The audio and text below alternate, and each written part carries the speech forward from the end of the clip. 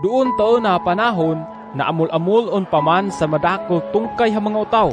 Tumungod tahura dan on agkakaon inamul Jesus sa mga tinunan din daw ikagi sidan. Agkahiduan ko haini sa mga ataw, tatatuluon haal daw sa pagdumadumaha dan kanoy, daw hura dan on gayod agkakaon. Kung ipauli ko sidan, hahura dan makaon kan ku tasion sidan dia tadalan. Tasa dumakandan, madiyo sa agulian din. Indok ko'y doon makatimo huy pakaan kandan. Tapi nakabulong-bulong ha ini ha lugar. Ila habuok sa supas noy. Dito da habuok. Impapinoo Jesus sa mga utaw diha tabugta. Tinimo din supito hasupas daw ampui hauna. Sumakapungaon magampo pinangubing din daw sugua sa mga tinunan din haipakaon hauna hu mga utaw. Aman binuhat dan hauna.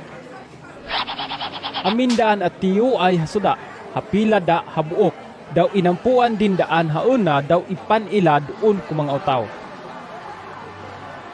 So mga buhiyon si daan inamul-amul hong mga tinunan so nasama doon, sa una pito pa kaambong.